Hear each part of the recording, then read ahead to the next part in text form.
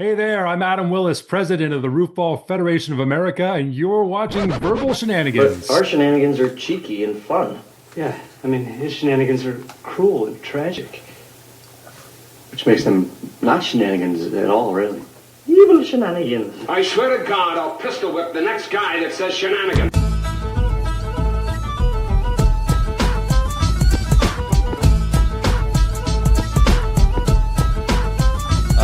Mike, still in the audience, and what doomsday things have happened in the last week? Because I'm getting sick of it. Okay, so we're still at war with Iran, but we're winning, but we're close to done, but we need other countries to help, but they're cowards by not helping, even though we can win it on our own. Diesel is up to about $5 a gallon, which will basically cause every single thing that's delivered, which would by rule mean everything, to go up in price. The Dow is down to 46,000 because of everything happening. And Scott vomited last night. Yeah, frankly, I'm so sick of winning. I got a little winning sickness, and that's why I threw up last night. Now, my dog also vomited yesterday. Did you both eat the same thing? No, your dog is also sick of winning in this country so much that, remember, Trump said we're going to be sick of winning. We're going to be doing so much winning. I think I was the first one to get the winning sickness. You might get it this afternoon or later or tomorrow. Yeah, I mean, I guess it's contagious by rule. If I kiss my dog, so by rule, I will get the winning disease. Well, it's all Americans are going to get it because we're so sick of winning. Okay, will we allow Puerto Ricans to get this winning sickness? Well, that's what's going to be interesting. That's how it's almost like the Salem witch trial. Like if they don't get sick, they're not really American. Gotcha. Okay. I mean, we'll see what happens when a hurricane hits and they try to declare that they lost. Can you imagine those times, like the witch trial days? Like basically you're like, yeah, she's a witch. And then everyone believes you. And then if she drowns, they're like, oh, I guess she wasn't a witch. And then you still die. You think they were betting on that? 100%. 1,000%. Yes, 3 chickens. She wasn't a witch. In fact, I think everything since the beginning of time has been some kind of bet. Like some guys going, I bet she's a witch. I bet she ain't. 2 shillings on that or whatever. I did. Cavemen are going unga bunga, and then it's like it translates to, I lost. He invented the wheel. Is that what you think cavemen said? Unga bunga? Was that? Yeah. I saw it in a cartoon. I figured that was a documentary. So that's what has to happen. And if it's on TV, it happens, Scott. Yeah. But yeah, strangely last night, I went to put my son to bed. We were supposed to cast last night. And right before I put him to, because we usually cast around 9. I usually put him to bed around 7:45, 8, kind of get ready for the cast. And right around 7:30, I'm like, I don't know, man. Something's not going right here. Like stomach's starting to turn, and I'm like, oh man, I don't know. All right, this will pass. Now, was it making noises? Was it gurgling? What was happening here? No, just more of laying down and just feeling completely uncomfortable and being like, oh God, it's up in. I could feel it up in my chest, oh, something's coming out. Mm-hmm. So I text Mike. Stomach is the chest. Gotcha. I text Mike. I said, I need a few minutes. And then sure enough, 10 minutes later, I throw up a couple times. I'm like, and then there's even that after throw up feeling. You're like, all right, I can cast. That was just something, I don't know, something disagreed with me. And then a couple more little trickles came out, and I was like, this doesn't seem like a smart idea to try to podcast through this. I'm not like Jordan in the flu game. I don't need to. I don't have much on the line here outside of just saying, hey, Mike, can you do tomorrow instead? It's not like some of those high school coaches where it's once you vomit it out, you're good, get back in there kind of deals. I'll tell you, though, nothing makes you less of a man than or feel less manly or less like put together than when you throw up, man. You just feel like such a baby the minute you throw up. The tears start rolling down the eyes, and the breathing, especially when like you gotta hang there at the toilet, and sometimes it's like you have to do it, but at the same time it's not coming out, so you just feel terrible. You're on your knees like, come on, I have control of my body, get out of my system. Throwing up is like when like full-grown soldiers like back in World War II would cry for their moms. Like it makes you feel that like you immediately want someone like patting you on the back and putting like a washcloth on your forehead and serving you Gatorade. Like it just crumbles me for a couple minutes afterwards. I'm like, and then I look in the mirror, I'm beet red, and there's still like a little spittle on my face. It's a disgusting scene. No. And then the thought of talking to me, you're like, nope, gotta lay down. Can't do this tonight. But yeah, even today, I still felt like a little like, I don't know, body aches, and it sucked even more because I had a day off from work, and I was looking forward to this day off of work for weeks. And I'm like, I'm finally going to catch up on some sleep and some stuff I want to get done. Bam, I get a little bit sick. Bam, my daughter gets sick. So I sickly have to sit home and watch my sick daughter that wanted to be on top of me the entire day as she's sweaty and running a fever. It was a great day, Mike. Yeah, she wants to hear from the stomach that produced her, that gave her the terrible stomach of herself. And stomach that produced her? Yeah.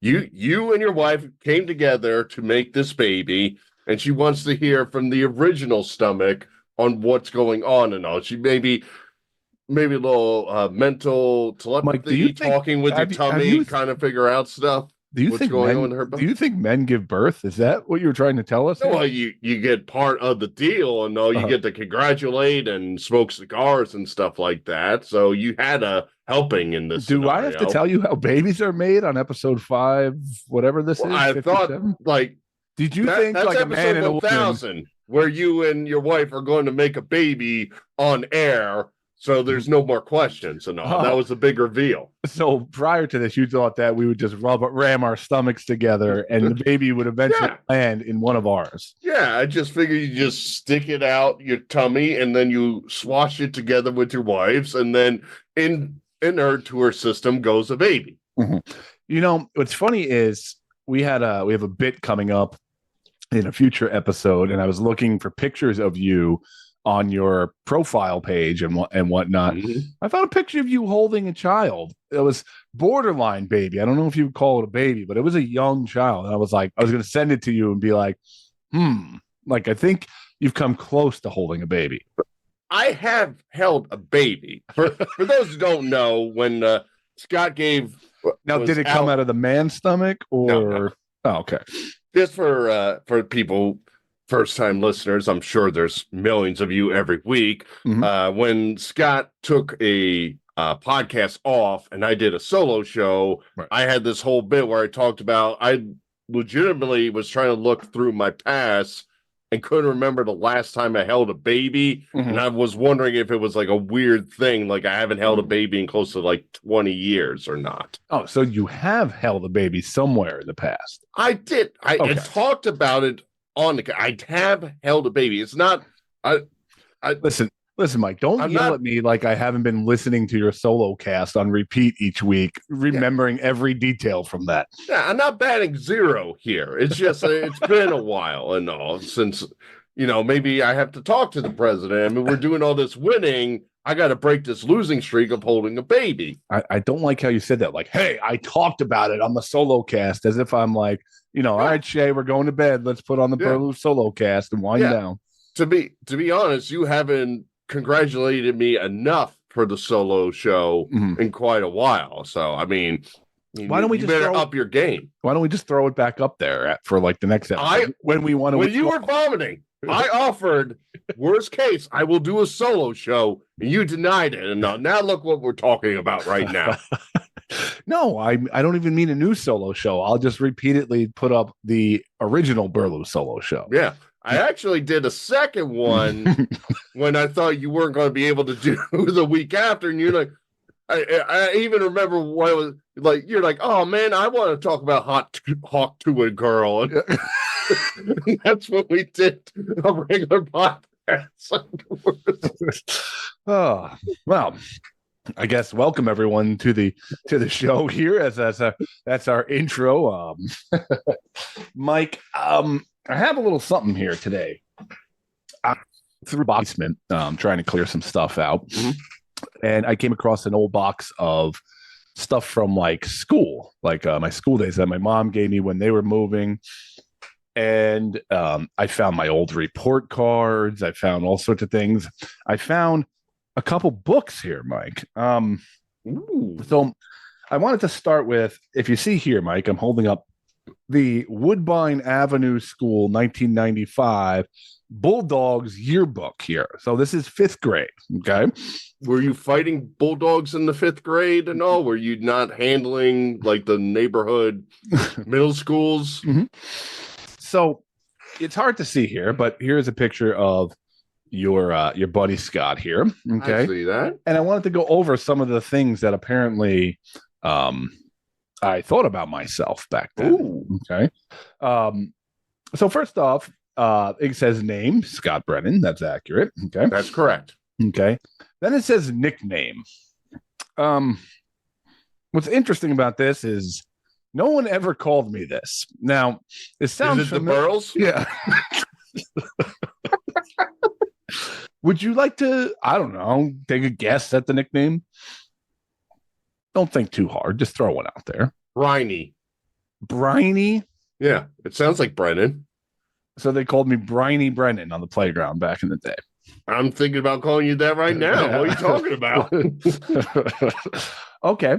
Well, apparently my nickname was Lefty. Okay. And you're a lefty? I am Lefty, but no one in my life has ever called me Lefty. So I think in 5th grade, somewhere in my head, I wanted to be called Lefty. You know, like, hey, Lefty, what's up, man? They saw you with those special scissors in your hands and like, oh, Lefty's cutting stuff again. Look at that. It's got the green handle. We know that's Lefty's. Now, this was 1995. Favorite saying. Okay. Favorite saying. I had ka-ching, which I'm assuming was a Wayne's World reference there, like kind of ka-ching. All right. Not was a big one back in the day. No, that's the classics.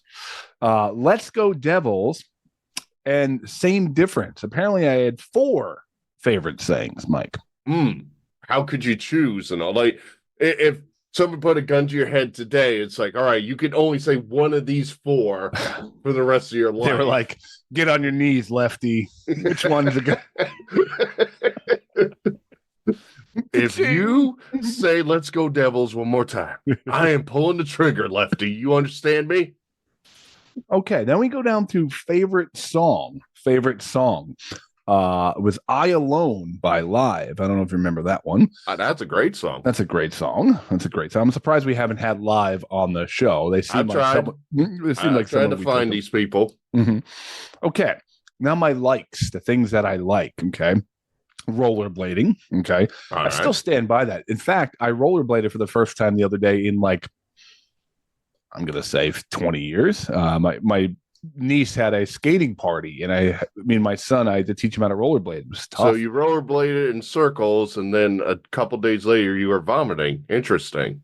What do you think I got from spins days later? Yeah, you were speed skating. You were going in the opposite direction. People were like, what's going on? Oh, that's those are Lefty circles. Don't mess with Lefty when he's on the track. What do you think? I'm like Brian Boitano out on the skating rink? No, Briney Boitano. Well, there's part of the name of the episode. Pogs. I was really into Pogs. Okay. For those of you who don't know, Pogs was a game that originated from a game called Milk Caps, and it was really big for a while. There's these cardboard things with all different things, logos and whatnot, and you had a slammer, like you had to knock them. And I remember going to a Pog tournament and winning a couple Pogs. I liked bicycling, hockey, and rooting for the Devils, Mike. Rooting for the Devils. I'm making that very clear in this thing that I like the Devils. Okay. Yeah. Now, what I want to be when I grow up. Would you like to guess what I wanted to be when I grew up? I'm going to say, if I recall, you kept on talking about joining like that rollerblading hockey league at some point. Your memory is fantastic sometimes. Woo! Sometimes. You do pull things from I years pulled that ago. out, but I can't pull a sentence out for the life of me. I mean, you did say that babies come from men's bellies before. I wanted to be a roller hockey player for the NJ Rocking Rollers. Okay. My sights weren't set high on being a devil. I wanted to be part of the local roller hockey team. Now, if I recall, that was on like ESPN, and they had like a bunch of teams, but they all played in one place. I don't think they really went anywhere. I think you're thinking of two different things. There was a thing on ESPN. It was like the outdoor, like California hockey, and it was awesome. Like it was actually pretty cool. Like people really watch. And then they like tried to make like a professional, like a bigger league, like where like the cities would have teams, and I believe they even tried to play like giant stadiums. So anyway, the Rocking Rollers, if you go look at their logo, it is like an Elvis with like a hockey stick. Terrible logo, but that's what I wanted to do. Okay. I remember when my kickball team, the Mets, won the championship. Okay. Nice memory there. Now, Mike, this is where it gets a little interesting. Maybe we were more similar than I once thought, because it's a common thing for kids to write messages in each other's yearbooks, like "Have a great summer, keep in touch. Here's my phone number." I wrote to myself. I wrote, "To me, you are the greatest. I bow to myself. You are superior, and I love you. From me, keep in touch, and my phone number." I penned a letter to myself. I mean, that's in my yearbook too. And also, you are a narcissist. I can only assume you put that in my yearbook. So now, what's cringy about that is, I went to school with a lot of different kids. And I remember this kid, I'm not going to say his last name, but this kid, Tyrese, came to our school. Big time. In 5th grade. And he had to be 14, 15 years old. Dude had a full mustache. Oh, damn. He dressed like way more mature than us. And I found his picture. Now, his favorite saying was "Nope," but his favorite song was by Old Dirty Bastard. ODB. He likes girls and he likes drawing. Like, he doesn't want to be a rock and roller. He wants girls and drawings. He wants to be a lawyer or a doctor. Okay. Now, I remember when I won the kickball game. He remembered when he tried to dive but did a belly flop. Now, this kid was one of those kids. Like I said, he was probably about 15 years old, and he would kick the ball, and like everyone would back up like 3,000 yards to try to catch. I remember that kid. Tyrese was about to blast it, and I was pretty good at kickball, but he this kid was over the puberty line already, and he was blasting things into like the other side of the school, and the girls were like fascinated by Tyrese. Me, on the other hand, I'm writing letters to myself saying "ka-ching," okay, and nicknaming myself Lefty. Now, do you want to know what Tyrese's nickname was? TIE Fighter. That's a good one. Pac-Man. Pac-Man was his nickname. So you can see the kind of kid that I was. I was obviously very cool, very amazing. Okay. Yep. Because that's what people do. They write letters to themselves. They give each other nicknames. Most 5th graders figure out what everything's going to occur in their future right then and there. So that's why we always go back to our 5th grade yearbook, because it's just like, it's just like you Xeroxed it in there. Now, Mike, the yearbook was a good way to start this treasure trove of things that I found. Did you know your boy is a published writer? Published writer. Look at you, man. Yeah. I wrote for a little magazine called the Rainbow Express. The Rainbow Express, Mike. Now, what this was the district would just take poems and writings of all different grades and put them in a book and put them out. Okay. And I found your boy here found 2 different editions. Okay. 2 different editions with his writing in it. Okay. Now, I'm going to start with one I did when I was in 5th grade, the same age that I was when I showed you my yearbook. So I wrote a poem about hockey. Okay. Would you like to hear it? I mean, it'd be kind of weird if we just ended the episode right here and there. You're kind of like, no, but we got to fill some time here. Okay. I'm trying to figure out what rhymes with NJ Rollers. So. Okay. So I think this is pretty straightforward. People play hockey all around. They shoot, score, skate, and chuck people to the ground. There are pro teams like the Devils and the Canucks. Oh, man, can they shoot those pucks? Oh, these goalies make incredible saves, and they do it in many, many ways. Hey, you can be better than Wayne Gretzky on the LA Kings, or you can play defense and knock the puck away. Now, I don't know where the rhyme scheme was on this one. Like everything was going smooth, and I go, hey, you could be better than Wayne Gretzky on the LA Kings, or play defense and knock the puck away. Maybe it's like We Didn't Start the Fire, where you set up something and then like 5 minutes later, you're going to rhyme with that line. And all the fans will yell, hooray. You can play any position that fits you, but hockey is the best thing to do. Okay. So, I mean, pretty straightforward elementary school kind of poem. Okay. But now I want to take you back. I just feel if Ty heard that poem, he would have dropped ODB and went to you. Oh, Tyrese would have whooped me. He still would whoop me. I'm still scared of that kid. And like, I bet you he looks the same. Now, to be fair, you talk about his belly flop, so that means he can't give birth. So keep that in mind.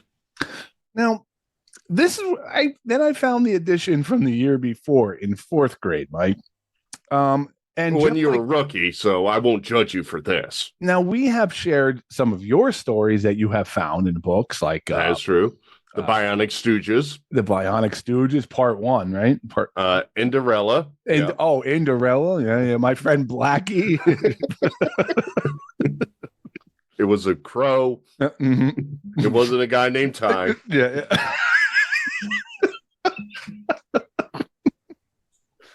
So, I don't know how to explain this one because I went from hockey the next year. The year before, I was writing about the adventures of Baby New Year. Oh, the adventures of, I guess, Baby New Year, the baby that's born on, once a year goes by. Once a year. Maybe there was a Rankin and Bass like holiday special or something with Baby New Year. I'm not quite sure, or why I decided to write about this, but here we go. The Adventures of Baby New Year by Scott Brennan. Go ahead. Chapter 1. Oh, this is a multi-chapter book we're writing here Chapter about Baby 1. New Year. Missing. Good title. Once upon a time, Joel, the Baby New Year, was gone. So apparently he was Baby New Year named Joel. Common name. The new year would be a wreck without Joel. The baby had gone out the window and slid down the drain pipe. Okay. Very active baby New Year. He had always wanted to see the ocean, so he had gone to the ocean. Wow. Yep. I mean, that's character building right there, where you mention something they want to do and then just immediately go, and then they did it. Yeah, I kind of like this writing here. He always wanted to go to the ocean, so he went to the ocean. Then I go, he found a little motorboat, so he went out in the ocean. Well, where else are you going to bring your motorboat, Scott? I mean, come on. Using ocean 3 times in 3 sentences, bold move here. Okay, so the baby obviously found a motorboat. Now he went out into the ocean. He was in the shark water now. But all of a sudden, the motor stopped. Joel was so amazed at the fish that he didn't notice it had stopped. Ooh, said Joel, still amazed at the fish. Then a big gray fin popped up. All the fish scattered. Big fishy, said Joel. this wasn't a fish. It was a shark. Oh, dang. Mm-hmm. So you're building the tension here. And I mean, he's so excited to see the fish while he's in his motorboat on his own. He yells, ooh, even though nobody's there, and not noticing that the motorboat stopped. And then the horror of seeing this gray fin to lo and behold figure out this is a shark. So, Joel, Baby New Year Joel, in his motorboat that went out the window on a drain pipe is now facing a shark. So are you in chapter 1? That was pretty good, right? I'm going to chapter 2 with this tension and all. I'm like, are we going to have another year? Do we have to end this year because Joel was eaten by the shark? I mean, who knows? Will he start the motorboat is my big question. Well, let's find out. Chapter 2, Big Fishy. Big Fishy is the name of chapter 2. Just then, a face popped up. Hey, kid, said the shark.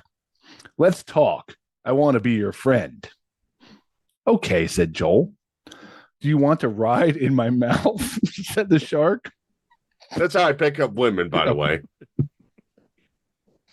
So I can eat you, the shark added in a whisper, but Baby New Year heard him. Oh, he thought it was suave whispering that, but Joel's got great New Year ears there. When the shark jumped at him, it missed, but broke the boat. Joel was in the water. The shark was just about to eat him when Joel remembered about the noisemaker in his diaper. He took it out just in time and blew it hard in the shark's ear. The shark swam away. Now, do you really want to put a noisemaker that's been down by some of your privates in a diaper, put it right in your mouth? I mean, I guess it's a life and death situation. I mean, he's a baby. He might not know exactly where to put the noisemaker. Well, I mean, it's a baby, and he's clearly gone down a storm drain and gone on a motorboat, so I got to think that diaper's not fresh right now. Well, the shark swam away, Mike, but that's not the end. Uh-oh. Help, said Joel. Help, said Joel. A dolphin came and took him home. Bye, said Joel. Thank you. And the new year was the best ever. Joel kept the dolphin because it wouldn't leave, and everybody loved him. The end. Now my cliffhanger is, did everybody love Joel or the dolphin? That's my biggest. I mean, you're the author. It could be a secret where it's like you have to figure that on your own. I'm just curious. Right? I also love the big story building.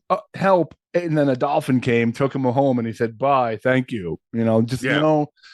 No story, no building the story of the dolphin. He just knew a friendly dolphin that drove Joel Baby New Year home to go celebrate. And then Joel just decided, I'm just going to keep this dolphin because everyone loves him.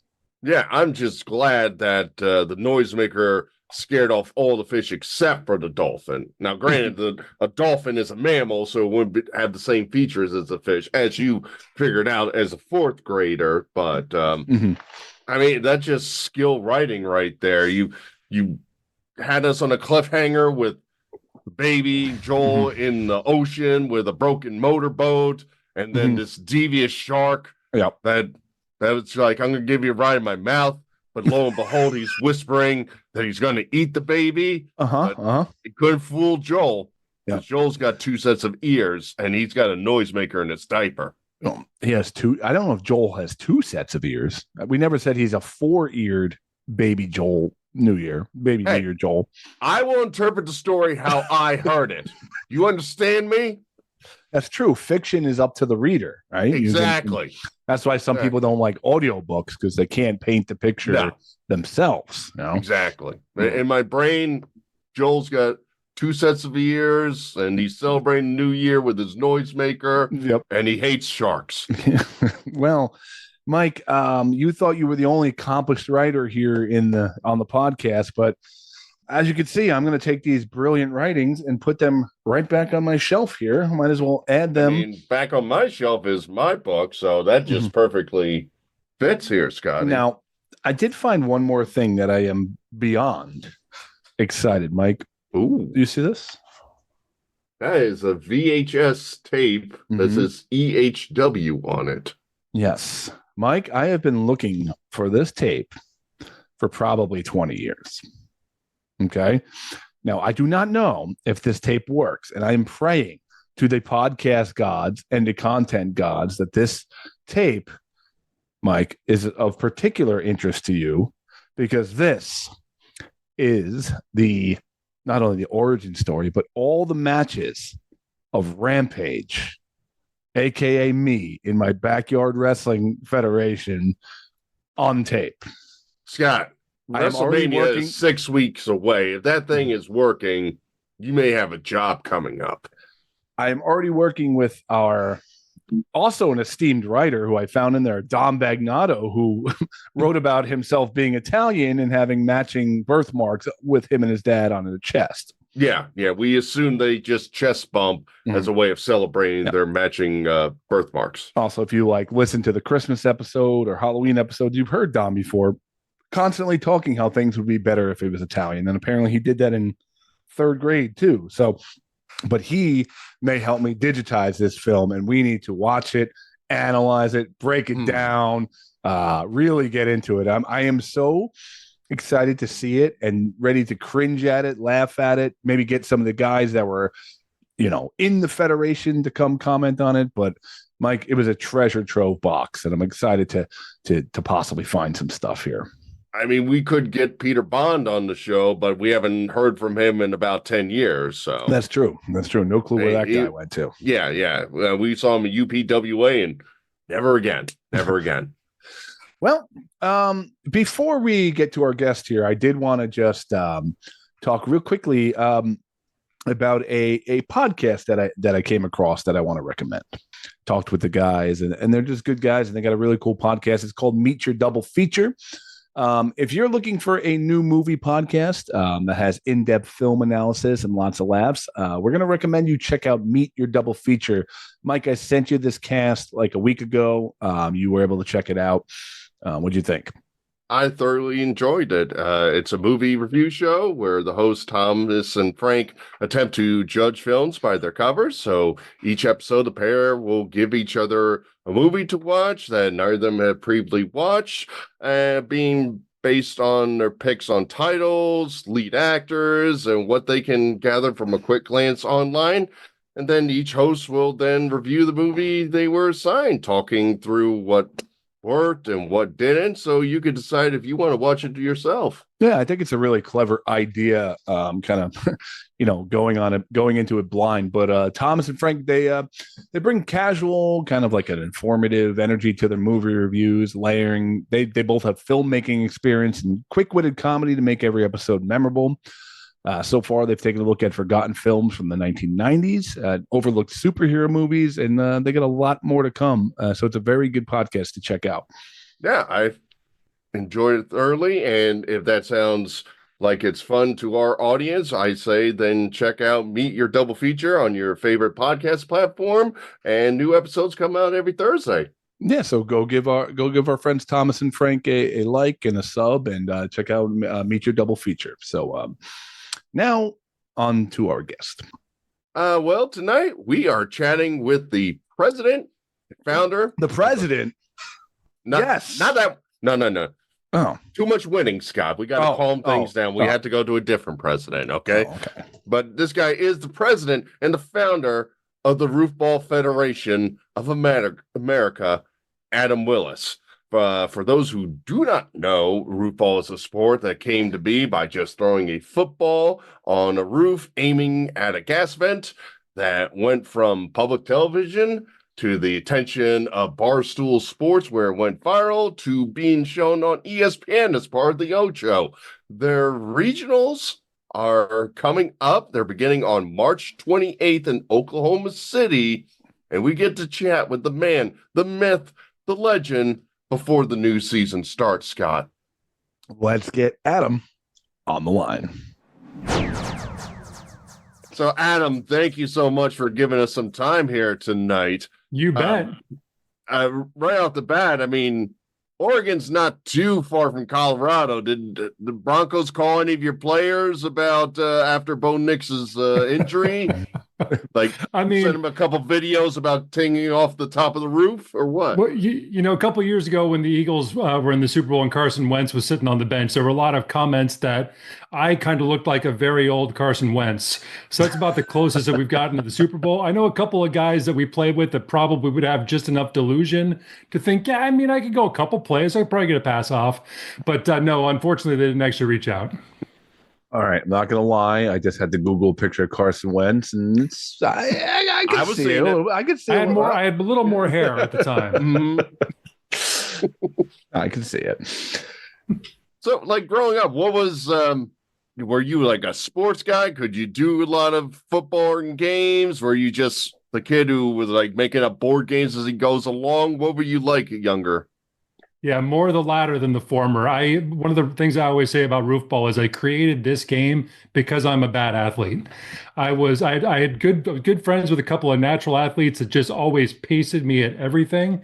And so I always say, like, for a human, I'm an okay athlete, but for athletes, I'm a terrible athlete. So, I can stand in one place and look at something and throw a ball at it and hit it occasionally. That's about the limits to my athleticism.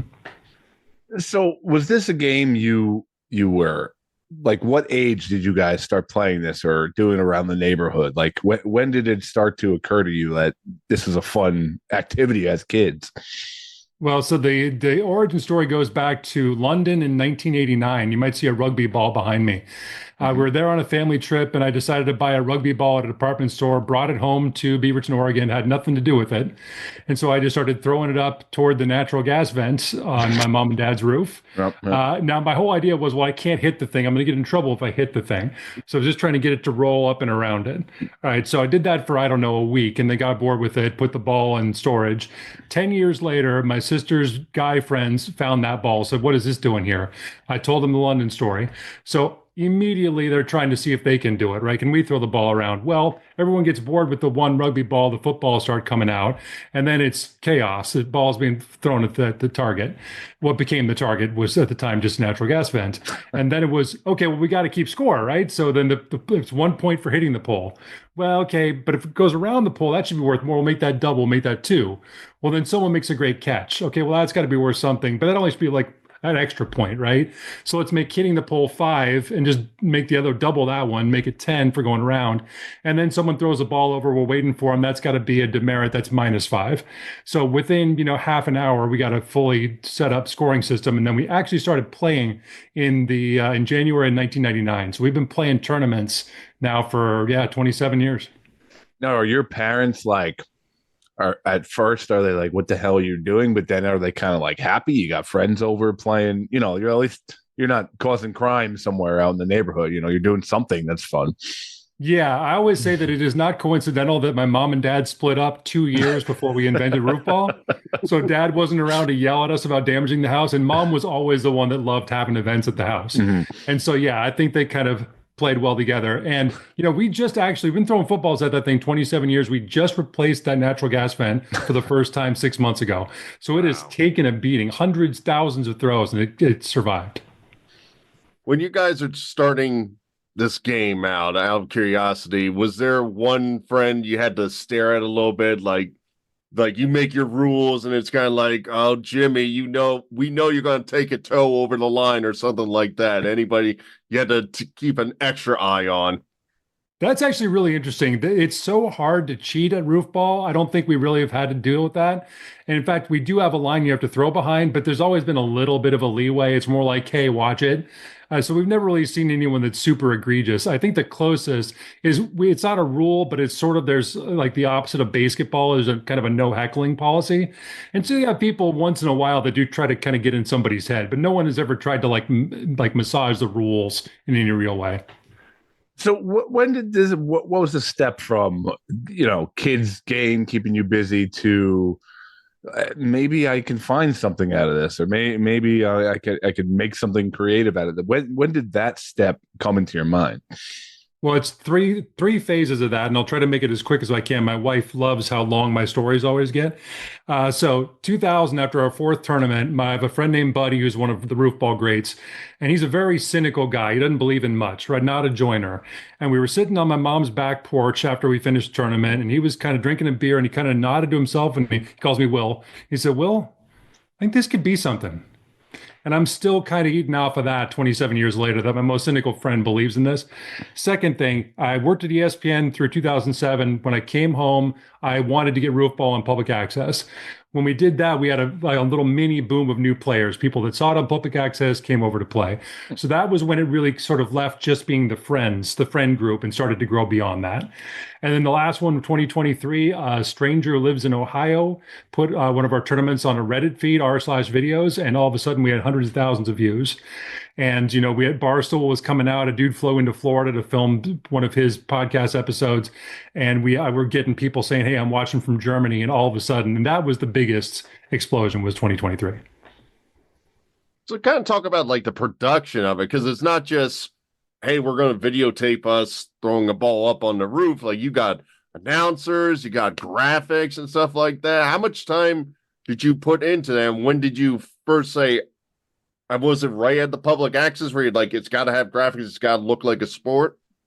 Yeah, coming out of ESPN, I could not put a sport on TV without a score bug, right? I don't know if you guys are old enough to remember before the score bug existed, but oh man, it is tough to go back and watch some of those old films where you didn't know what the score was. Mm-hmm. So yeah, from the get-go, we wanted that. I wanted some type of graphics, and I was always in production, but I was never like a graphic designer, so that was real rough in the early days. It's gotten a lot easier.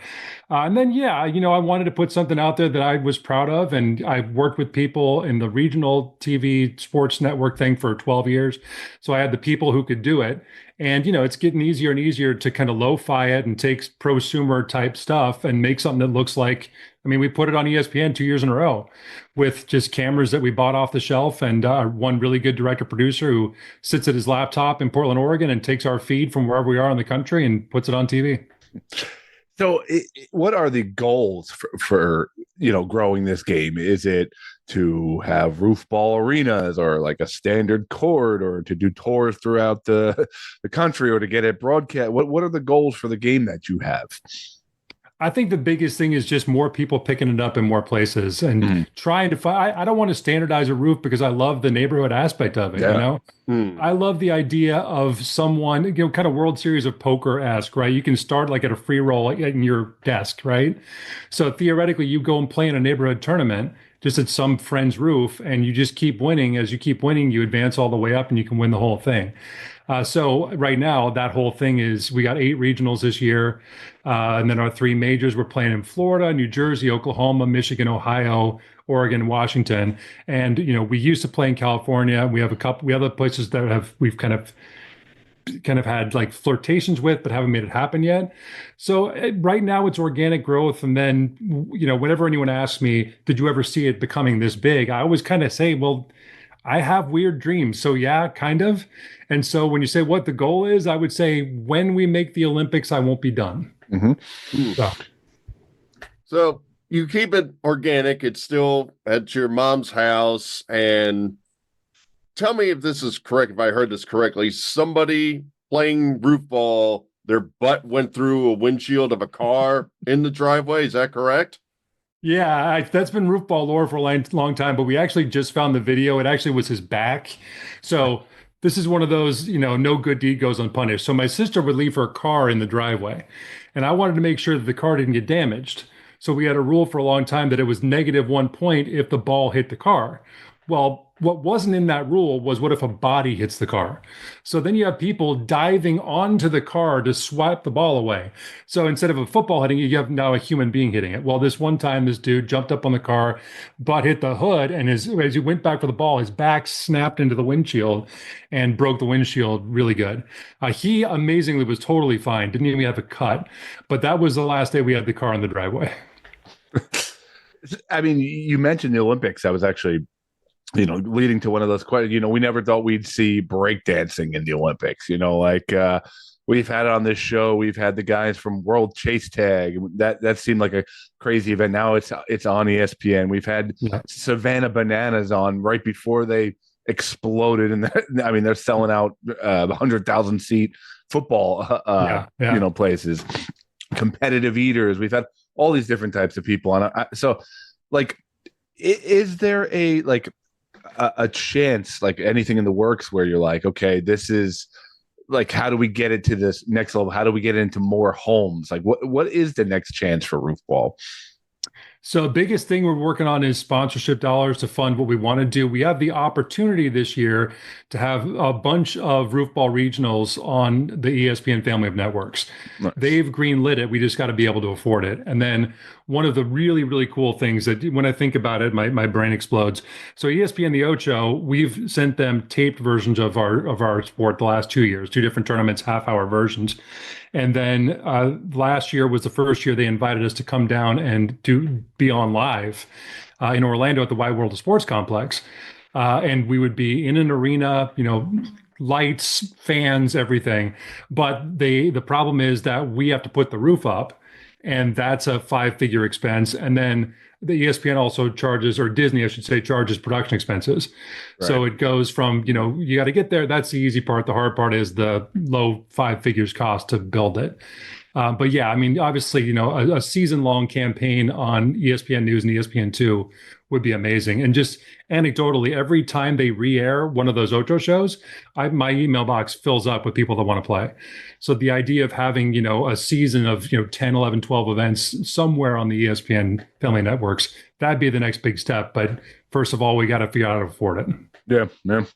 You're telling the truth, because literally I was turning on ESPN to watch Countdown for the championship game, and literally, I guess I hit ESPN2 by accident. I'm like, hold up, what's this? And that's how we got together. I assume tonight. You stayed watching Roofball and didn't turn on the championship game, right? Yeah. Loop after that? Yeah, well, that's going to be my halftime show, and I'm not going to do Bad Bunny, and not going to do that other show. I'm just going to do Roofball for the 30 minutes in between. We support that. Yeah. You're gonna leave the Puppy Bowl? That's pregame, Scott. Yeah. Come on now. Oh, it's okay. I know how to time this. I'm not a rookie here. Got to talk about how your mom has been feeling about all this from just the early days of Adam is just bringing over some friends to now where we got cameras to go. Has she embraced it? Has she ever kind of questioned things? Has it always been come on in? This is our family. Yeah, she's always been really supportive, almost to a bizarre degree. She's always had 24, 50 people in the front yard. She feeds them. One of the great things that happened last year, we had the big event that we were going to film to put on ESPN2, and our food vendor bailed out the morning of. He thought there wouldn't be anybody there because it was raining. We ended up having 70 people there, and we had no food. And so my mom and stepdad sprung into action. They went over to the store, got a bunch of burgers and hot dogs, got the grill fired up in the backyard, and we're bringing food around in the rain and the muck to people handing them under tarps. So, that just goes to show their level of willingness to help out. And yeah, ever since the beginning, I think my mom always saw it as sort of twice annual parties at her place. And I will say we finally made peace with my stepdad, who likes it, but it's a little intrusive on the house. And so we've got it down to one tournament a year at mom's place. So it makes it a lot easier for them to embrace it. But yeah, and she loves the media part of it. She gets to be interviewed every now and then, and she really enjoys that. So, my favorite thing of the entire Roofball boom so far has been my mom becoming this little celebrity in the minds of a few hundred people. That's amazing. So let's say people are listening to this interview, and we're 15 minutes in now, and they're like, I still don't get what this guy is talking about. Roofball, what makes a good Roofball player? Are we talking pretty athletic dude? Are we talking more of a brain guy? Are we talking any kind of power? What makes a good Roofball player for people who are listening? I think hand-eye coordination is the most important thing. I think that we have had some people recently that are really athletic, and that helps making catches that careen off the roof. Mm-hmm. But realistically, the game's still about throwing the ball and hitting the pole. Mm-hmm. So you don't have to be crazy athletic. You just got to be accurate. One of our greatest players ever is also great at bowling and darts. He was not an athlete per se, but he's really good at those kind of things. And then it's also just being able to shut your brain off enough to let your body do what it needs to do. Because the worst thing you can do is go up there thinking, okay, I'm going to try to throw it 6 inches to the left of the pipe to get a good, no, just let your body throw the ball, hit the pole, and move on with your life. So yeah, you don't have to be a great athlete at all. We've had players as young as 9 and as old as 75, and the 9-year-old beats some 40-year-olds, and the 75-year-old beats some 20-year-olds. So it's just all about being able to calm your mind and throw the ball. Has there ever been a major roof ball injury? The most major roof ball injury we ever had just happened last year at the U.S. Open, which was in Ohio. And a guy came out from Seattle, really, again, pretty athletic dude, good thrower. And the ball came off the left side of the roof and he went running full speed. And essentially the hill was sloping downhill. And so he tripped, almost had the ball. We actually reviewed it afterwards, and it should have been a catch. We ruled it no catch at the time, and did a full tumble and separated his shoulder. Like the whole thing. He threw the ball 3 more times. We're still not sure how. And then went straight to the hospital and was in a sling for the after party, and then had to take an extra day in Ohio before he flew home. Outside of that, we had one really well sprained ankle, but that's it in 27 years. So in 27 years, if we had a roof ball Hall of Fame, now you created the sport, so obviously you would go in, but give me like 3 or 4 people you he doesn't have the first votes. ballot. He doesn't have the votes. That's true. Yeah. That's true. I mean, yeah, I might be in there. We will see. It's actually a funny story. We had the awards at the end of the first decade of Roof Ball, and it announced a bunch of people as the charter members of the Roof Ball Hall of Fame. 5 years later, on my birthday, my friends who were working with Roof Ball at the time put me in the Hall of Fame as the first person. I'm like, somebody wasn't listening in 2008. But to answer your question, I mean, my mom, my little sister was the first woman to play. She's won 18 women's championships. And like her friends were 2/3 of the people that played back in the day. And then begins and ends with Derek Weber, our 14-time major champion. He's definitely the greatest of all time on the men's side. Yeah, he won what we call the COW, which is the RFA Cup, the U.S. Open, and the World Championships. He's won all 3 majors 4 times. Only 2 players have done it at all, and he's done it 4 times. That's definitely like the charter members, the slam dunk guys. There's others, but those are the big 3. How much of your free time or social life or talking to unexpected, like when people ask you like what you do, how much of your time is spent explaining what you're explaining to us today, explaining roof ball? Because there's got to be a million people going, what? Like, what the hell are you talking about, roof ball? Yeah, so I talked about my friend Buddy a couple of weeks ago. We went out to a movie, and he said, I know I haven't seen you in a while. No one said the word roof ball in my presence in a little bit.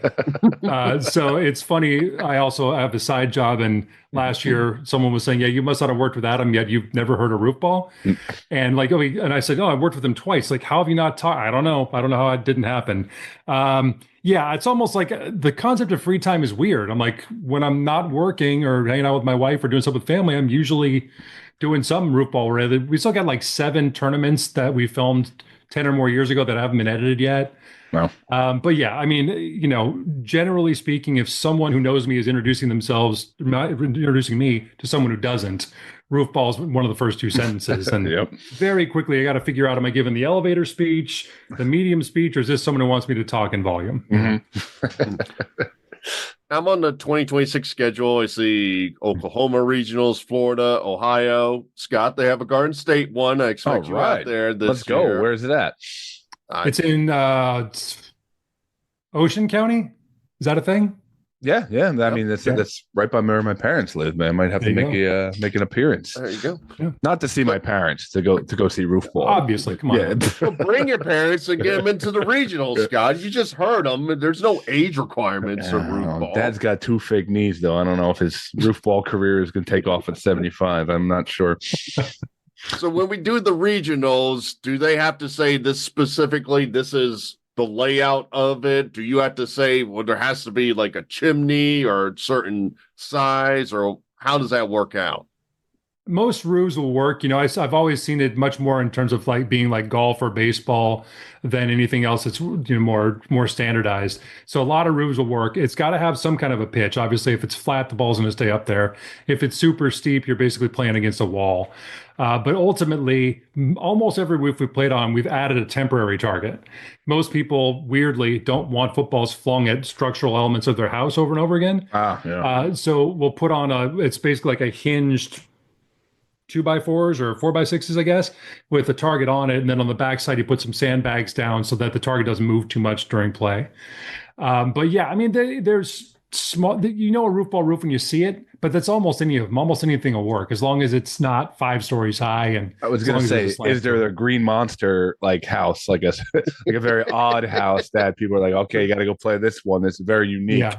Yeah, Seattle is the weird one right now because it's like a shop. It's a story and a half high, and it's a metal corrugated roof with those big seams on it. Yep. So the bounces can just get wild up there. But it's also a lot of fun to play. And I don't know why, but in the last 2 years, I finished second the first time, and I won the last one. I have no idea. I was playing against better players. The experience. The bounces, yeah, I think a little bit. I'm going to pitch you something. UFC is going to the White House this year. What about Roofball in the future? There's a big roof on that house, right on the front lawn of the White House. I like it. Maybe to get the presidents involved, like maybe the Capitol building because it's got that thing at the top that's easy to. Just throw right at the Statue of Freedom up there. Yeah, it'd be a tough throw. The White House. The problem with the White House is it's flat roofed. Now you want to build some in the backyard. I mean, there used to be a bowling alley downstairs, right? There's a tennis court out there, basketball court. Yeah, we can make something happen. We just need a little bit of money and access. I'm in. Hey, I'm sure you can convince Trump to build. I mean, he's building all sorts of shit over there. Might as well get a roof ball court. It'll be gold. Gotta get in his ear at the right day, on the right day, right? Just say we'll call it the Eric Trump roof or something like that. I don't know. Maybe I'll entice him and all. Now, when I was researching it, and funny thing, I put in roof ball in Google, and they're like, "Oh, here's the video," and there was some family like playing tennis off their roof that they said they've been doing since like 1927. Now, do you look at them as competitors, or do you want to bring them in, maybe make like a roof Olympics of some sorts in sometime in the future? Yeah, definitely. I don't think of them as competitors. One thing I've learned in this process is things like, well, first of all, the NBA doesn't own basketball, right? If you and I wanted to start a pro basketball league tomorrow, we could do that. I can't. That was my next question. Yeah, I mean, I can't trademark the name or the game itself. And so it's all about being the first one and the one with the world championship trophy and the lore, right? I mean, same thing with the NHL. You can start a rival hockey league, but you're not going to have the Stanley Cup. So what are we even doing? There have been many, many things over the last, like you said, last century that people have called roof ball. And so I don't claim to be like the roof ball. There's a version of roof ball that we play that involves a football. And yeah, I've had so many people write in comments on YouTube. Oh, I played this when I was a kid, and we used a tennis ball or a softball, and we threw it off the side of the house, and you had to catch it in the backyard. It's like, so I certainly don't say like no, that's not roof ball. This is roof ball.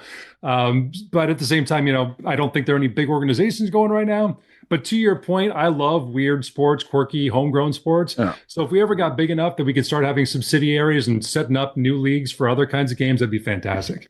That leads me right into my question here. Like, we've interviewed so many of these, niche athletes and new sports that have popped up. I'm curious, like, if as a person who's trying to grow their game and kind of creating, have you ever like worked with any of these smaller sports or talked to them on what worked for them and kind of use them to kind of help Roofball's vision? I have reached out a couple of times. I haven't gotten anything back. And I don't know if it's sort of, if they're like me and they're kind of one-man banding the situation, they only have a certain amount of time, or, is there a competition, like I talked about with sponsorships, they don't maybe want to give too much away. When you're sitting on the other side of a terminal, you can insinuate anything that the other side is thinking, right? Yeah. But I've reached out a little bit, haven't really gotten much back. I'm certainly open to collaboration for sure. Being anywhere in cornhole's orbit would be miraculous. Right. We have one of our new players runs a cornhole league in Portland. And so he wants to try to see if there's a way. Can we have cornhole going on the other side of the roof, or we're playing roofball on the other side and kind of have commingled tournaments, that kind of stuff. Again, I love that kind of homegrown, everyone can play it kind of event. So, I don't see them as competitors. I see them as future collaborators. Yeah, we had a guy by the name of Matt Slingerland on last year, and he's a good name, professional lumberjack, and it was amazing to hear like how far the coverage goes now, and that there's like lumberjack fans that come out and support their favorite. I'm curious, what's the roofball audience like these days? Like, do we have roofball fans? Do people have their favorites? Are we at the point where we're getting autographs from roofball? I said roofball athletes. I have given a few autographs myself, and a couple of the other players had. That's awesome. One of the most fun things that has happened to me ever, last year, the first time we played in Ohio, a family, the last names are the Schwedermans. They were coming from the Cincinnati area, coming up to Columbus where we were playing. And I was busy setting up the broadcast or something, and someone came over and said, "Hey, Adam, come meet the Schwedermans." And Colin Schwederman came over and said, "Hey, Colin Schwederman, great to meet you." And I said, "Oh, hey, Adam Willis." And he goes, "I know." That was the first one of those for me. So yeah, I mean, there's a very, very small devoted subset of the world that are in fact roofball fans, and there's a big split with the people that support the Northwestern players versus the Midwestern players, because we're almost half and half now. So there are definitely people like, I'm a Gibson brother guy. What do they call them? The Midwest Bad Boys. So there's 4 of them. They're like, yeah, we're the Midwest Bad Boys. People cheering for them. People are like, no, man, this got to be OG. We got to root for the Oregonians. I'm like, yeah, that's right. That's awesome. So West Side nothing Roofers. hostile in the rivalries, but good times. That's great. If you could go back in time and talk to younger Adam as you were just starting to throw it against the roof and all, what would be your one piece of advice going forward? Ooh, I mean, I'd say get started earlier. I'd be like, what I'd tell that dude, especially, I wouldn't like the 8th grader throwing the rugby ball. I wouldn't have much to say, but starting in 2000, I'd be like, get on public access, start putting it on YouTube, go at it. Like, there's something here, because that's always been my instinct. Is like, if among my friends, just about all of them like this thing, there's got to be enough people like me to support this thing, And we're not trying to get rich out of it. I mean, it'd be great if we did, but we're not trying to get rich out of it. We're trying to pay the bills, right, and just have more fun doing this and play all over the place and bring more people in. So yeah, ultimately, if I go back to like I said, the 2000 US Open, I'd be like, hey, trust that instinct, trust what Buddy just said, get going quicker, get going faster, let's go. Adam, it's been awesome to chat with you and all. I mean, just seeing a little niche sport like that and all, and just the fun of viewing everything on it. It's just amazing how it's grown for close to 3 decades now. If people want to find out more about Roofball, yourself, or anything else, where are the best places to go to find the sport? So our YouTube channel is basically where we live, and it's youtube.com/@RFA Roofball. Roofball Federation of America, RFA Roofball. And that's where we are on all the socials, Instagram, TikTok are the other big 2. And then roofball.org is our website. And that's the easiest way to contact us. There's a contact us section. Send in your email, where you are and how you want to get involved, and off we go. Final question for me. I got some clogged up gutters. If I get a Georgia tournament going, would you recommend roofballers can knock that stuff out of there? I think the best thing you can do if you start a tournament is bring over your friends who are the worst throwers, because you want them to miss the roof. You want them throwing short and just really tagging that thing from below, knock that stuff up. And then naturally, as the balls come down, they'll carry the dirt off with them if you can get it knocked out of there. So yeah, it's a good strategy. I like it. Thank you. That anything to save money and all. Adam, thank you so much for your time. We really appreciate it. We look forward to more from Roofball. Love to have you down the road. Great. Thank you, guys. All right, Mike. Adam of Roofball, have you been practicing in your driveway by any chance? Well, I don't have a football, so that's my biggest concern. If I That's practice, so sad. You don't have a football? Yeah, I mean, they're just too hard and expensive to get, I would have to call up the NFL and make a deal and items like that. So it's near impossible to obtain one of these sporting. As you know, you have the gift exchange at the end of the year. So maybe I'll send you a football, dude. Well, I mean, I am aware of the gift exchange and all, and I will be preparing for that, and I know you'll be excited for that. What are you talking about? You talking? What are you talking about? I don't know what you think I'm talking about, but I'll be ready for the God. I swear to God, if you are going to be crapping your pants come like mid-November, what the hell? I swear to God, if you send me something else that involves any part of your body, we're done with this stupid show. We're done. What? Everybody loved that gift and all, Scott. You just like to poo-poo on my plants. Let's be honest. I feel like you're going to send me poo-poo from you is what you're going to do. Please don't. Real quick, Mike, I thought since Roofball has a bunch of interesting rules and whatnot, I just looked up a couple like strange rules that you may not have known from sports. So I just want to run through a couple of these. Okay. Do you know about the invisible goal post in the NFL? Not familiar with that. No. So if a kicked ball hits the scoreboard or a bird in midair, the play is ruled dead and the down is replayed, Mike. So if you hit a bird, that's it. You got the down. It does not count. It's not like golf. Play it where it lies. You have to redo the play. So if somebody Randy Johnson's bird while kicking, they just redo the down. Interesting. Did you know PETA actually got pissed off with Randy Johnson on that as if he had any control? Like, if you gave him 1,000 tries to hit that bird, he would have never done it. But yet somehow PETA just thinks, he's like, all right, I got to take care of this lefty. Ooh, a bird. Whack. Yeah, I know. It's so let's bring up another one. It would actually be pretty cool if Randy Johnson was that good, where he could just pick birds out and hit them from all over the place. I mean, he's a photographer, so if he can kill birds, no, that's the perfect picture right there. So this one is with golf's birdie versus actual birds. If a moving ball is accidentally deflected by an outside influence, like a bird flying by, Mike, what do you think happens here? So a bird flies by, hits a golf ball. What do you think?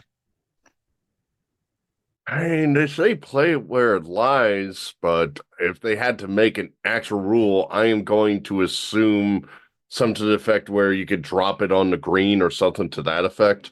You were actually right in your first part. You have to play it where it lies. For instance, if a seagull picks your ball up and drops it in a bunker, that is your new starting point. Huh? So if you want to get really good at golf and cheat, you got to train a bird to like pick your ball up and take it to the green every single time. Can you imagine that's like your path to like the PGA championship is like, man, I can't get past this Tiger Woods, but if I put some bird seed on this Nike. Yeah, like what if you trained a bird? Like, you know, people trade pigeons and whatnot to do all sorts of things. What if you trained a bird to just move your ball always closer to the pin and they're just like play it where it lies? We got to get Sky Falconry back on this show and just be like, all right, I want to win the Masters. Can we get enough hawks and owls to come out and just pick up all my opponent's balls?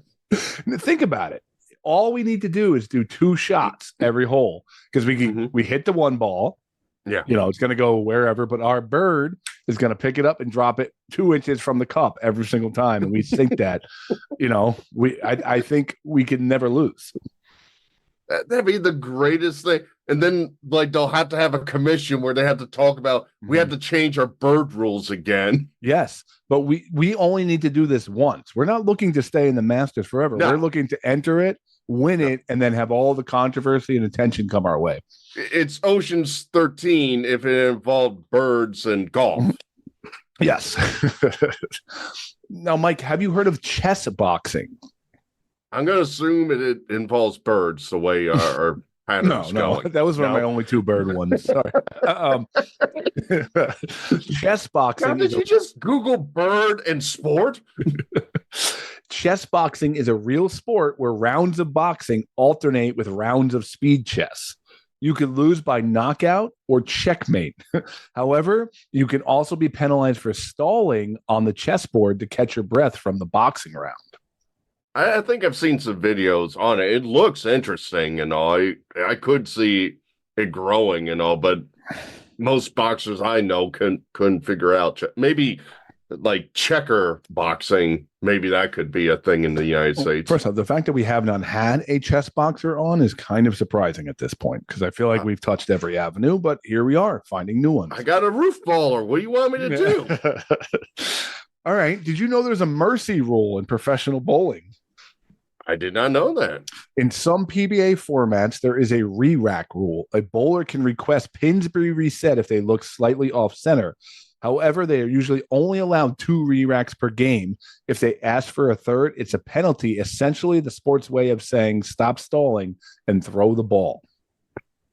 Okay, so you could ask for re-racks, Mike. That's all I would do. That's probably when they put the limit on there. They call him Mike. No, that don't look center. Do it again. You love when someone dunks the ball and shatters the backboard, right? It's one of the coolest things classic. ever. Yeah. So in the NBA, if a player breaks the backboard while dunking, it's an automatic, non-unsportsmanlike technical penalty. While the crowd loves the spectacle, the league considers it a delay of game, and they have to bring out a whole new hoop assembly. So it is technically a penalty, Mike, for Shaq ripping down those hoops.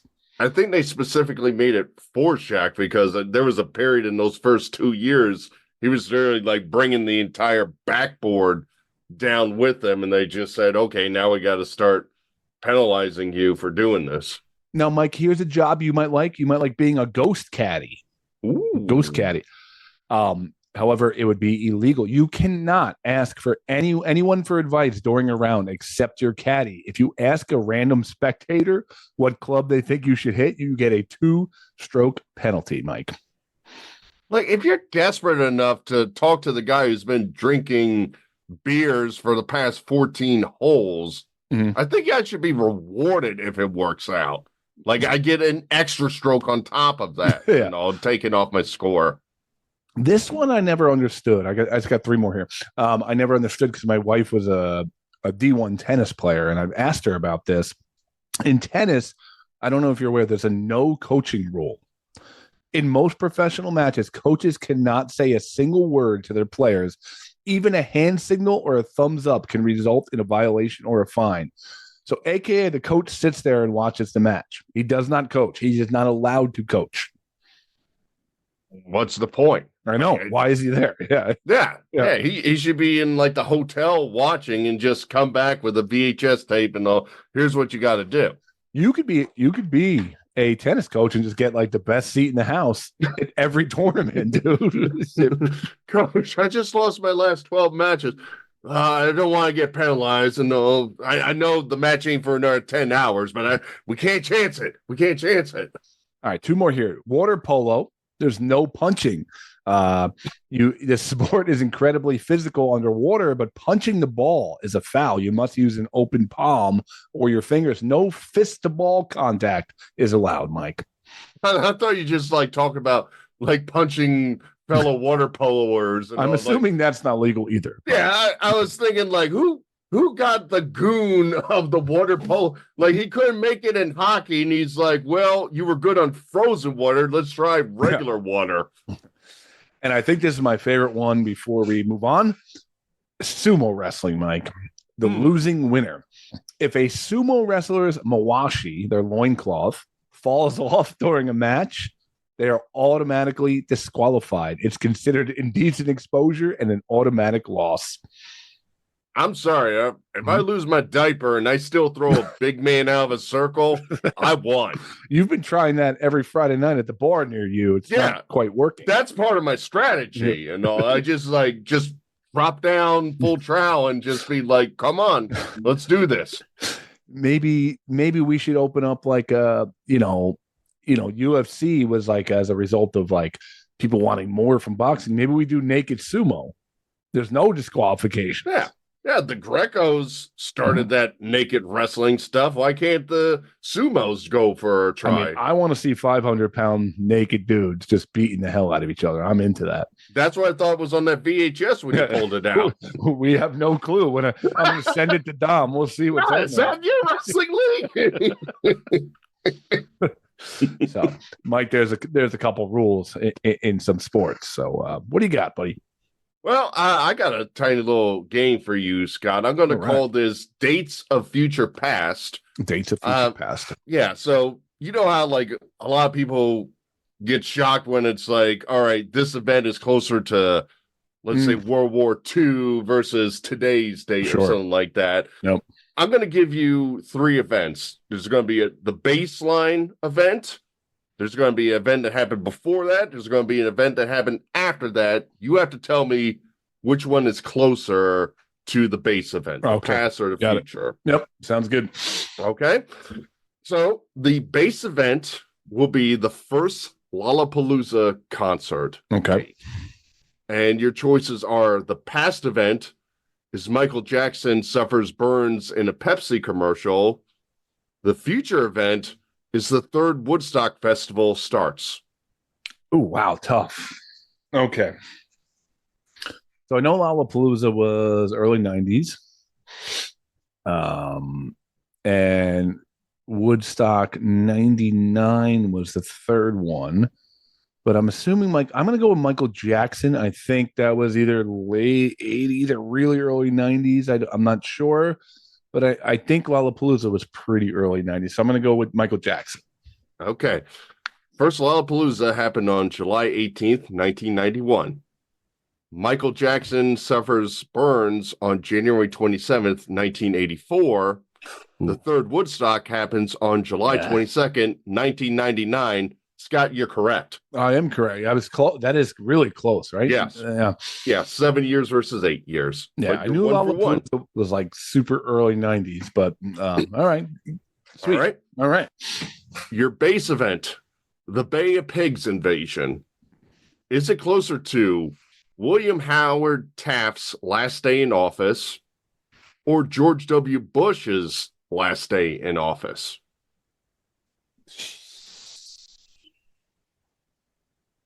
Okay, so Bay of Pigs, William Taft, George W. Bush.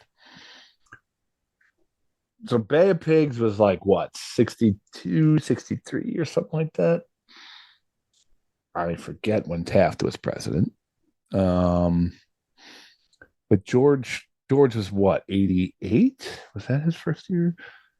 88 or 92, or was he both? I guess I'm going to go with Taft. I don't remember when Taft was, but I think from Bay of Pigs to George is about 20 years or so. So I'm going to go Taft. Was it before that? I'm not sure. The Bay of Pigs started on April 17th, 1961. Oh, I was close. Taft's last day was March 4th, 1914. Oh. Bush's last day was January 20th, 2009. By 1 year, you are correct, Scott. Oh, George W. I was even doing the wrong Bush, and I'm still correct. All right. 2 for 2. You're doing good on this. I didn't hear the George W. Well, I've been on a hot streak in these games. I want to keep it up. So, this is my year. Yeah, it could be the title, man. I don't know. Mm-hmm. All right. The base event is the first WNBA game.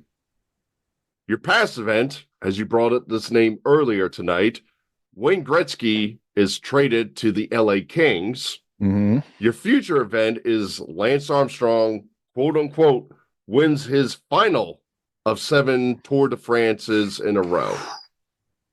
Okay. What was my base event again? So I have Gretzky. The first WNBA game.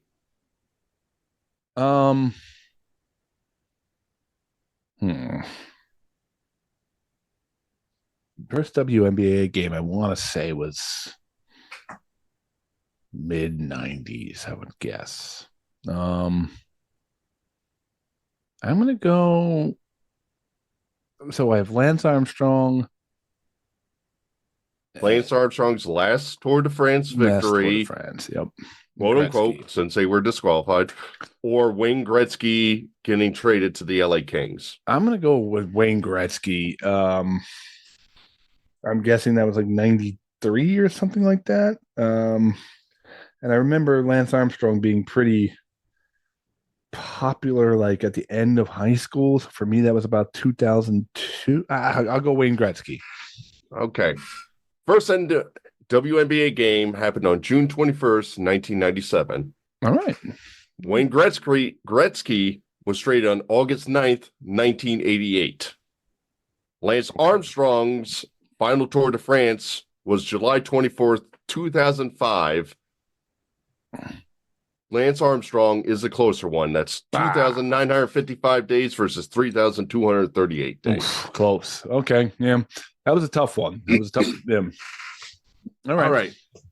Going to movies. What's funny is like I'm terrible with like when things happen, like years, but so far I kind of have an idea where most of these events are happening, which is strange for me. Your base event is The Matrix is released in theaters. Okay. Your past event, Home Alone, is released in theaters. Your future event, Iron Man, is released in theaters. Wow. Okay. Home Alone, Matrix, and Iron Man. Well, I know The Matrix was late 90s. 98 or something like that. 99. I know it was right before 2000 because it was like mind-blowing before the millennium there. Home Alone, what was Home Alone? 92? Iron Man, when the hell did that come out? Now they've been doing this for like, has it been 20 years? Oh God. I'm gonna say Iron Man was what, like 2006 or something like that. I'll go Home Alone. The Matrix came out on March 31st, 1999. All right, that's close too. I said 98. Home Alone was released on November 16th, 1990. 90. Wow. Okay, that was a couple years off. Iron Man was released on May 2nd, 2008. Home Alone is correct, Scott. All right. Yeah. God, that's crazy that the MCU is going on 20 years now. It's wild. Yeah. Just keep throwing billions at it and all. I'm sure we'll make more money out of this. Yeah, Spider-Man trailer looked cool. So, fingers crossed. Yep. Fingers crossed. Yep. All right. Television. Your base event is The Sopranos finale. Your past event is the first episode of It's Always Sunny in Philadelphia. Your future event is the first episode of Breaking Bad. Oh, God. Oh. Now, this is where I jumble up years because I was into kind of all three of these things. Well, I wasn't into The Sopranos that much. It's kind of one of those shows I want to go back and rewatch. But that was smack in the middle of college. Always Sunny, I was also watching right around.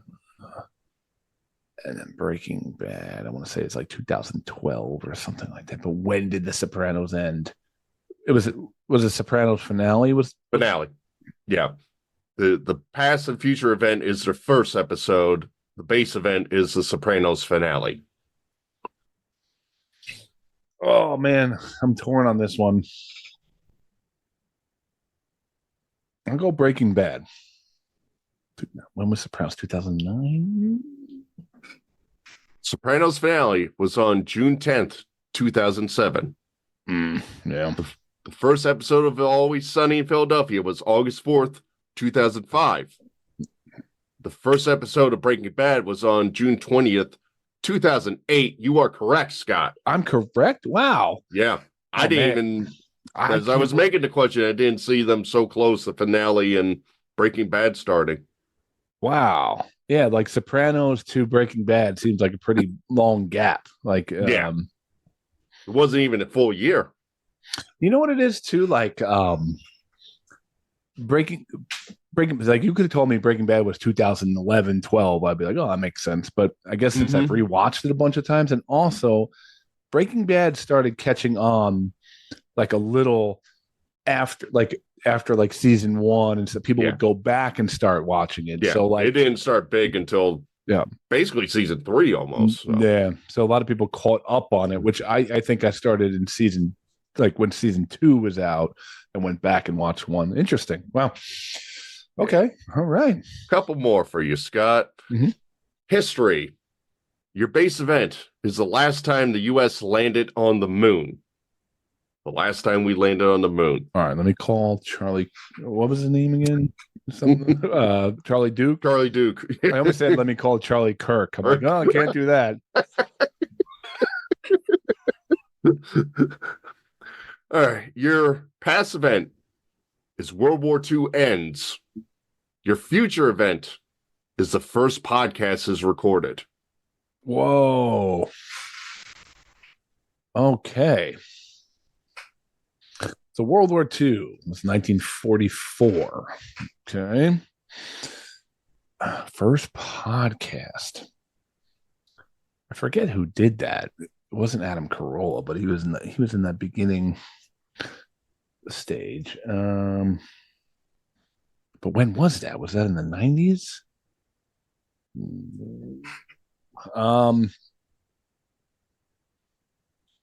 And I know the moon landing was in the late 60s. So let's say 68 to 40. I'm going to go the podcast was closer. Maybe it was in the 90s because 68 to 41, that's a pretty good chunk. And then 68 to, I don't know. I'll go podcast because I said it. Okay. The last time the U.S. landed on the moon was December 11th, 1972. Oh. World War II ended on September 2nd, 1945. Mm.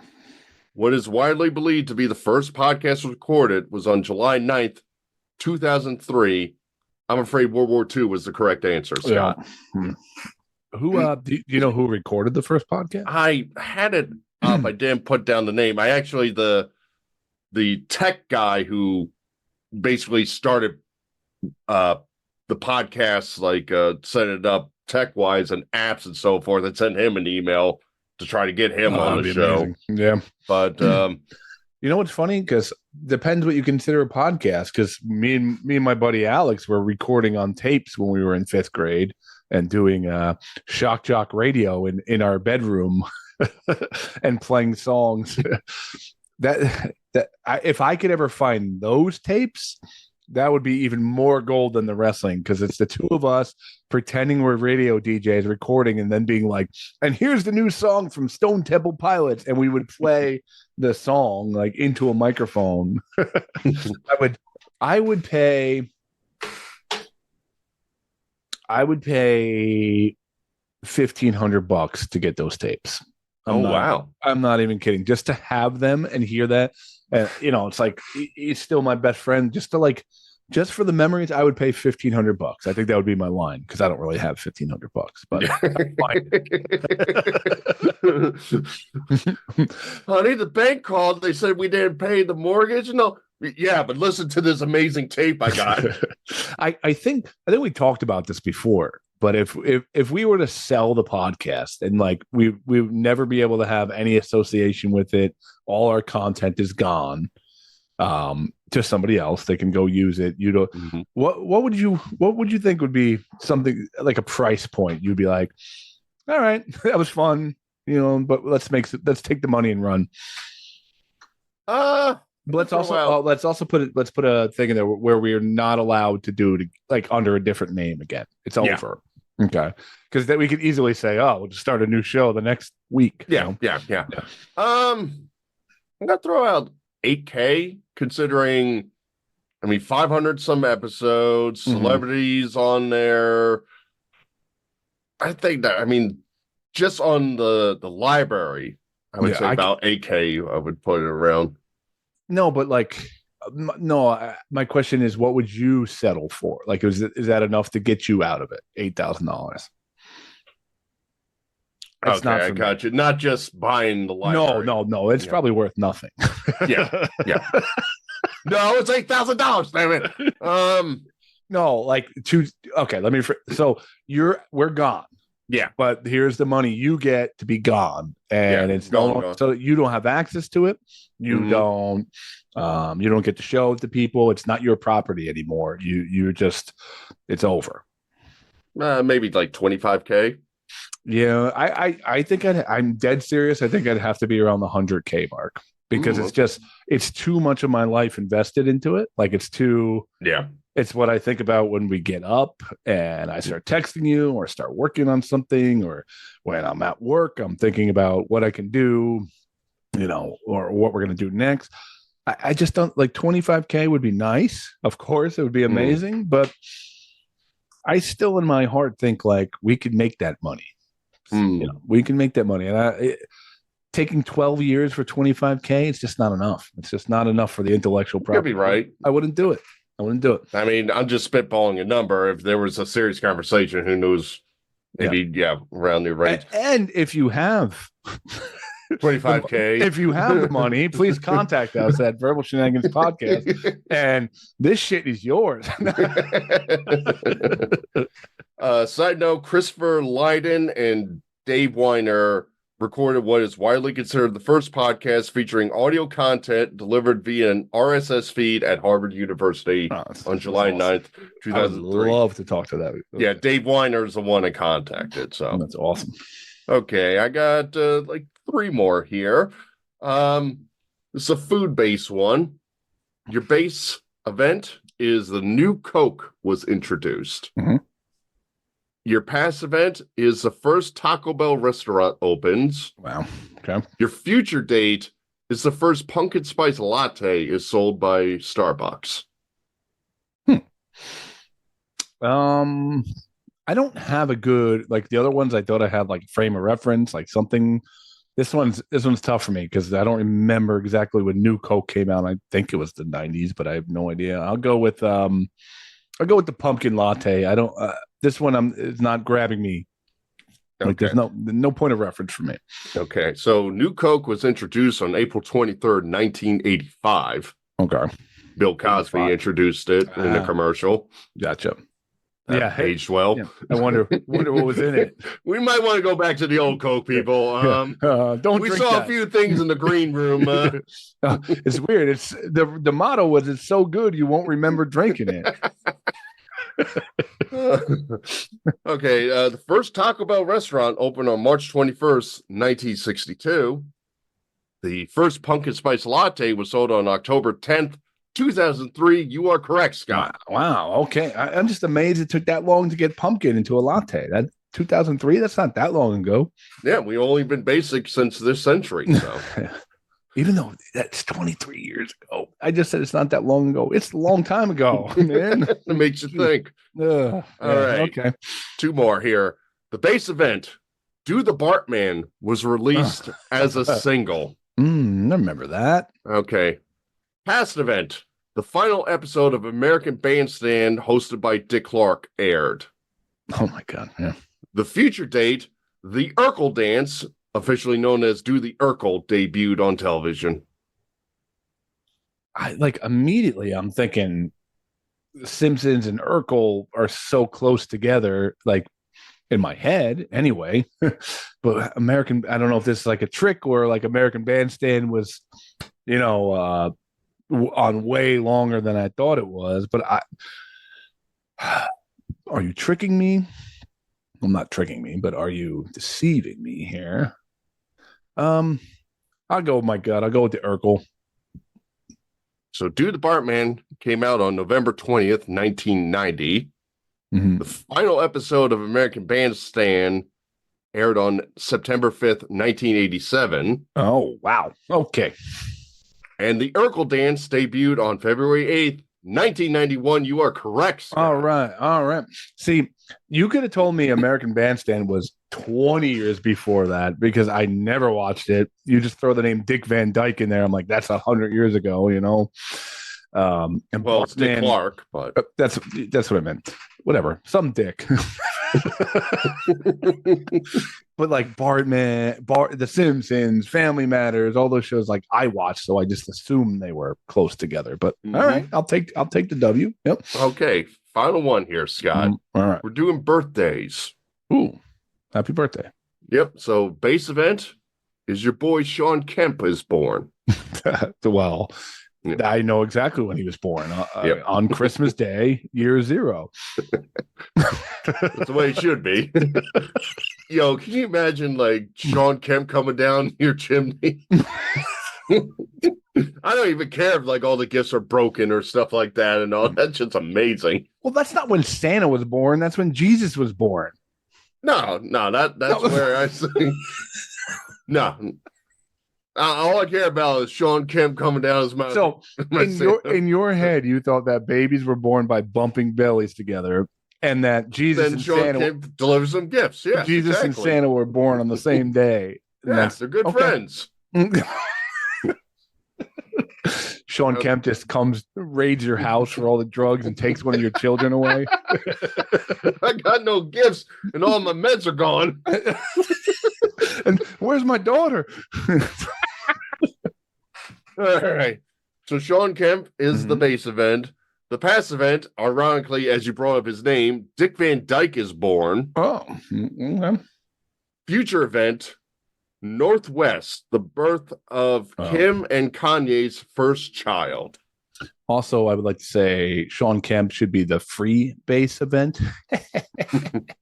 Okay. I'll go. Holy God. I mean, that is an extreme amount of time. I'll go. Sean Kemp's probably. Is he about 60 now?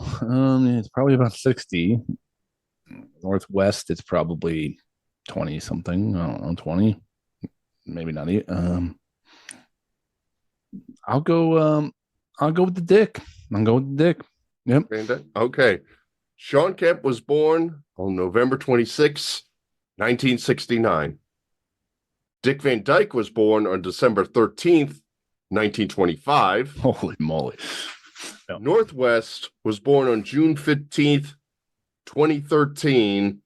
Just by a few hundred days, Northwest was closer to Sean Kemp. All right. He's like, but you did good. I think you got 6 out of 9. I'll take it. So Northwest is like 13 years old or something like that? 2013, so 13 years old. Yeah. See, I have no clue with that stuff. But yeah, Sean Nor Kemp, does Kanye. Yeah. Well, like, yeah, the big news, the Sonics. The Sonics are inching closer to being in existence again. If they don't have Sean Kemp and Gary Payton somehow, and Detlef Schrempf somehow involved in that team, we'll be very upset. But yeah, I am excited because I have not had a basketball team since they vanished. I think I told the story a bunch of times, but me and my friend picked out names out of a hat because we both didn't have teams. We picked the Warriors, and we're like, yeah, and we followed them for about 40 games and then stopped, and then they went on and won like every. Yeah. Preface it by saying you got them pre-Curry Warriors there. Oh yeah, so pre-Curry Warriors. Then they went on to be dynasty, and I just root for the Knicks when they're like good because it's something to watch occasionally. But it'd be nice to have my basketball team back. Those of you who don't know what I'm talking about, look at our logo of the show that you just listened to. It is the Sonics logo, just kind of tweaked a little bit. So don't want to get sued. I do want to get sued. I call Sean Kemp to the stand. Yeah. What's he got to do with this? I don't care. I call Sean Kemp to the stand. No, I want to get sued because I want the attention, Mike. It would be great publicity for us. Local podcast getting sued by the Sonics. Like, yeah, it'd be awesome. Like Afro Man with what he's going through. Yes, exactly. Yeah, we got to talk about that in another episode. Mm-hmm. But I think that's it. It was a good, very good cast tonight. I want to thank Adam for coming on. Please keep checking us out, following us. We have a newsletter that I'm hopefully getting one out tomorrow on Substack. Just look up Verbal Shenanigans. We have a playlist on Spotify of every musical guest we got coming on. And we got a lot of cool stuff coming out. A lot of great episodes on the way. Mike, anything to promote before we get out of here? Probably something you're going to promote, but we're put this episode out. I know we generally do them every Sunday, but maybe check out your feed a little before the following Sunday because we got something special coming up for a certain group of fans out there. Yes, that is what I am going to promote. Also, this week you will see another podcast pop up on Friday. The 27th. It is a kind of a special podcast for one of our favorite guests, and all I can say is the interview did not disappoint.